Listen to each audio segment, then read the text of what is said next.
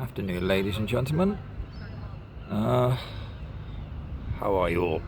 I literally just pressed record because this is very, very impromptu. Just walking through the grounds of St. Peter's Church, which is a little sort of spot I like in Bournemouth. Has the graveyard on the slope there, and then this church, which I'm not going to go into, with all its buttresses indicating it goes way down. Otherwise, why would you need all those buttresses to keep that bit of church up, etc., etc. But then, of course, in the distance, I just noticed some lads doing what seems to be a bit of a craze at the moment in Bournemouth, and that is climbing on rooftops. I noticed some posts and a lot of posts and comments about this sort of thing going on in Bournemouth and surrounding areas. I guess an amateur version of parkour. Nothing too elaborate, nothing that hasn't already been done. I do remember I went to a place called Cricklade College after I finished school, which is in Andover in Hampshire. And many years ago, they used to have a little town centre with lots of little shops, which they decided to then cover up with a bit of a little walk-in sort of centre called the Chantry Centre, right? But before they put that roof on, what I'm saying is to connect up all the buildings, we used to do a lot of this.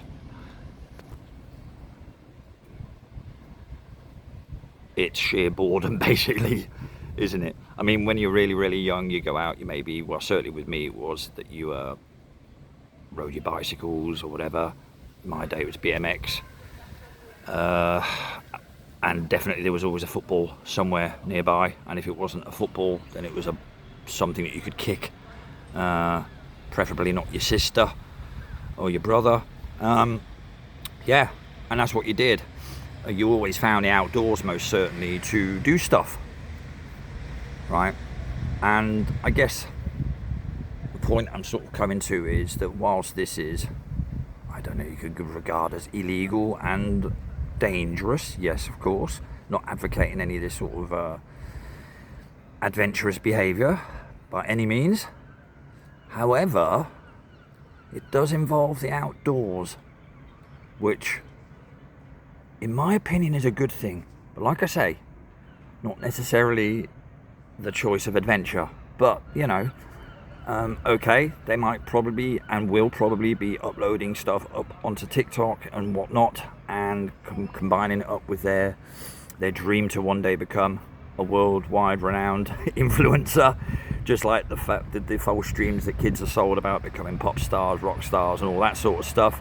You know, it's all prearranged and scripted right from the start. Your heroes are selected decades in advance. But but before I go down that rabbit hole, I just wanted to sort of capture that quickly, not to report it to the police and go, look, there's some boys being naughty, but basically to sort of,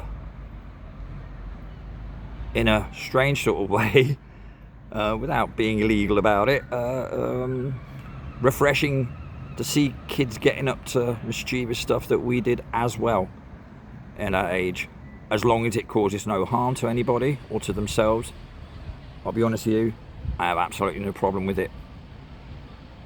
But don't say that to anybody else, that tell anyone I said that, right?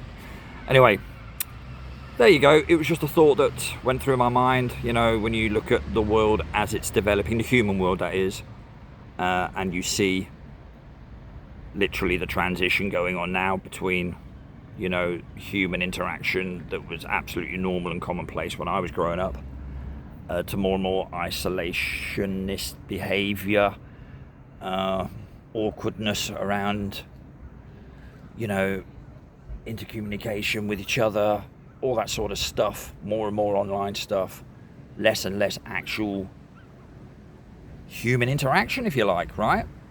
And like anything in life, practice makes perfect.